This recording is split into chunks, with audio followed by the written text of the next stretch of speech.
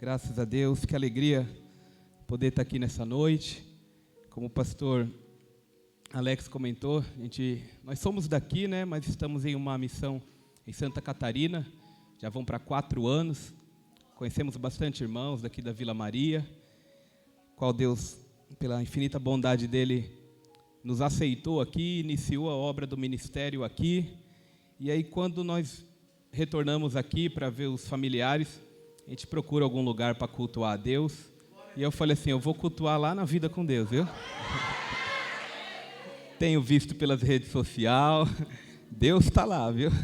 Aí chega já um testemunho de bênção, de provisão de Deus, do Deus que ainda faz o sobrenatural. Aí só confirma, pastor Alex, pastora Tamara, Deus abençoe os queridos. Já que foi nos dada uma oportunidade, eu quero ler um texto aqui com os irmãos, só deixar uma palavra que a gente tem compartilhado e encorajado os irmãos lá da igreja. Nós estamos na cidade de Jaraguá do Sul. Em Jaraguá do Sul é Santa Catarina, e em maio do ano que vem, vão fazer 4 anos que nós estamos lá, fazendo a obra do Senhor. O texto é Provérbio, meus irmãos. É muita generosidade, muita consideração do pastor Alex, nos dar a oportunidade assim, chegamos já agora há pouco. Muito obrigado, pastor. Provérbio 16.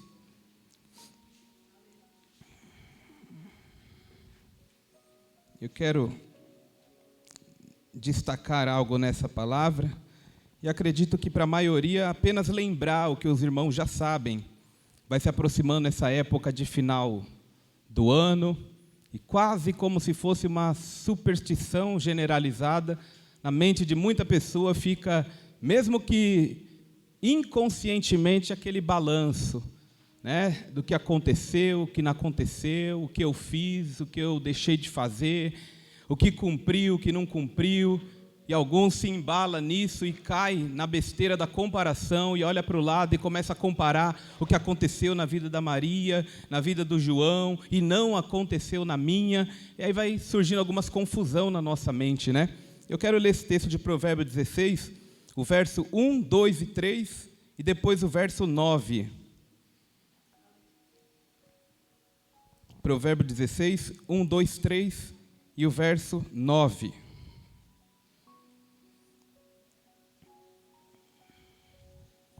Diz a palavra do Senhor: do homem são as preparações do coração, mas do Senhor a resposta da boca. Todos os caminhos do homem são limpos aos seus olhos, mas o Senhor pesa os espíritos. Confia ao Senhor as tuas obras, e teus pensamentos serão estabelecidos. Verso 9. O coração do homem considera o seu caminho, mas o Senhor lhe dirige os passos. Esse texto, meus irmãos, está nos lembrando de que, embora a palavra de Deus e o próprio Deus nos dá liberdade, Deus nos incentiva, quer dizer, Ele permite que nós façamos plano, que nós projetemos um futuro para nós, desejemos coisas boas para nós. Afinal, acredito que todos, quando tenta visualizar o futuro, tenta imaginar coisas boas, tenta prever coisas boas, né, pastor? E a palavra de Deus diz que nós podemos fazer nossos planos, nós temos que fazer os nossos planos, mas nós não podemos esquecer que Deus tem os planos dele determinado para a nossa vida também. Muitas pessoas vão se empolgando nessa de fazer planos, de projetar, de escrever lá, né, a listinha do que ele deseja, e muitas vezes não se atenta, Halai, Shui, Dekai, que no céu também existe uma listinha já toda escrita. E não tá, a de lá do céu não está rascunhada, não é um esboço. Deus tem planos determinados para a vida, principalmente dos seus. A palavra do Senhor diz em 29:11 de Jeremias: bem sei eu os pensamentos que tenho a respeito de vós, diz o Senhor. São pensamentos de paz e não de mal, para vos dar o fim que desejais. Efésios 3:20 diz que aquele que é poderoso para fazer abundantemente mais além daquilo que pensamos ou imaginamos, segundo o poder que em nós opera. Deus tem planos.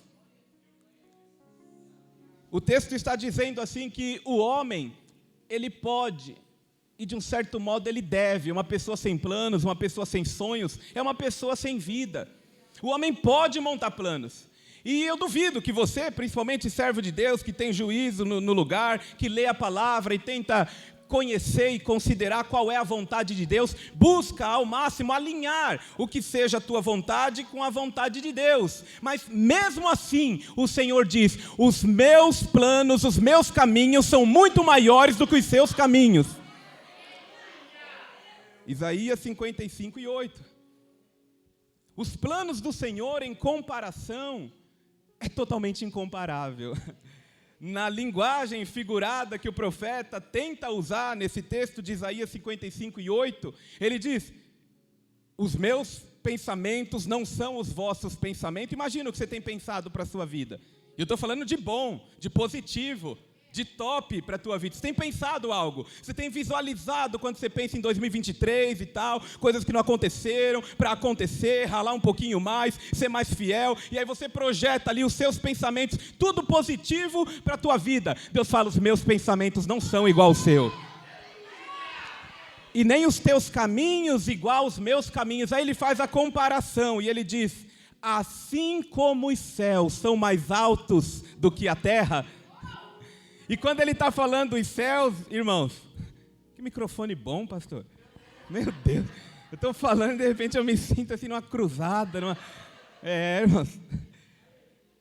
E quando Deus está falando assim em uma tentativa, claro, totalmente figurada, de comparação do tamanho do pensamento dele, da distância do caminho dele, da vontade, do que ele tem para mim e para a tua vida, ele usa a figura dizendo: assim como os céus são mais altos do que a terra. E ele não está se referindo a esse primeiro céu atmosférico, aonde estão as nuvens, onde os aviões podem cruzar essas nuvens, onde está toda a constelação, a Via Láctea, os planetas, os astros celestes. Não é esse primeiro céu. Não é também o segundo céu, aonde Efésios 6:10 chama de as regiões celestiais, onde os anjos do mal, os principados e potestades habitam, projetam, trabalham, onde os anjos de Deus de cima para baixo cruzam. Esse segundo céu não é esse céu, mas é o céu do Salmo 46 que diz: o santuário das moradas do Altíssimo, Deus está no meio dela. É o terceiro céu onde Deus habita, é onde Deus está, é onde Deus determina, é onde Deus domina. E tenta imaginar a distância. Quantos anos-luz de distância, quantos raios de quilômetros existem de distância dessa terra nossa asfaltada, desse nosso chão de porcelanato, lá para cima, aonde o céu, onde Deus está. Deve ser distante, né? Deve ser longe, deve ser grande demais. É mais ou menos essa comparação do que Deus tem para a minha vida e o que Deus tem para a sua. E para mim finalizar, sem abusar, eu quero... É necessário.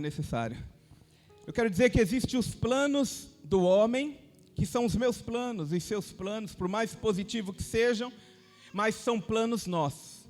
O plano do homem, pastor Alex, pode ser frustrado.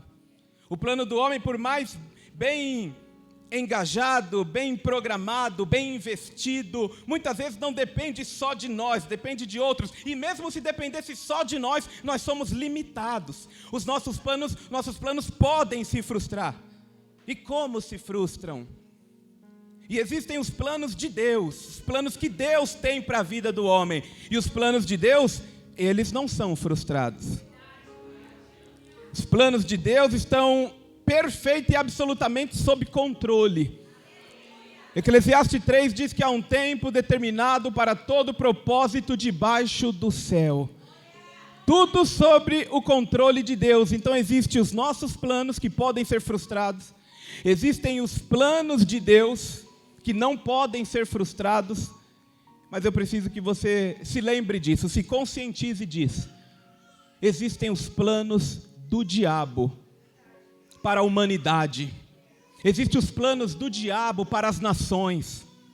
No aspecto político, no aspecto social, cultural, no aspecto espiritual. Existem os planos do diabo contra a vida individual do homem, contra a minha e a tua vida. Se anime lembrando que Deus tem planos maravilhosos, poderosos para a tua vida. Todos organizados para acontecer mês a mês, dia a dia, de acordo com a tua obediência, insistência e fidelidade no ano de 2023. Há planos de Deus já determinados para a tua vida. Eu e você não sabemos o que vai acontecer lá em março, lá em abril. A gente não sabe o que vai acontecer. Mas no céu não existe nenhum tipo de novidade, nenhum tipo de expectativa. Para Deus nada vai acontecer. Para Deus tudo já aconteceu. Mas por favor, irmãos, por favor, não ande desatento, esquecendo que o diabo também planejou para o ano de 2023, na minha e na tua vida. Estamos no final do ano, o diabo consegue olhar para suas páginas sujas, com o nome de muitos, para não dizer todos que estão aqui, com os seus planos, que desde o dia 1º de 2022, ele tentou e atentou contra a nossa vida. Só que mesmo com nossas fraquezas, mesmo com nossas rebeldias, Deus foi fiel, Deus foi poderoso, Deus nos livrou, Deus nos guardou na palma da sua mão, e o diabo teve que ir riscando ali, mês a mês, semana por semana, mais um que não deu certo. Temos que tentar algo novo. E durante 2022 inteiro, os planos do diabo não prevaleceu contra a minha e contra a tua vida. Isso é motivo suficiente para nós ser gratos ao Senhor. Se você não tem tantos motivos para louvar a Deus, dos teus propósitos não ter se cumprido nesse ano de 2022, seja pelo menos grato pelos propósitos do diabo não ter se cumprido na sua vida, porque acredite, era dos mais terríveis que eu e você possa imaginar, era dos mais sanguinários, dos mais cruéis, e eu consigo imaginar esse miserável junto com sua assessoria, dizendo, estamos já no final do ano, faltam 2 semanas, eu não derrubei ele. Eu não acabei com aquele casamento. Eu fiz de tudo para eles separarem. Eu fiz de tudo para ele se matar. Eu quase consegui tirar ele da igreja, mas aquele pastor acordou na madrugada e foi atrás dele. Não deu certo.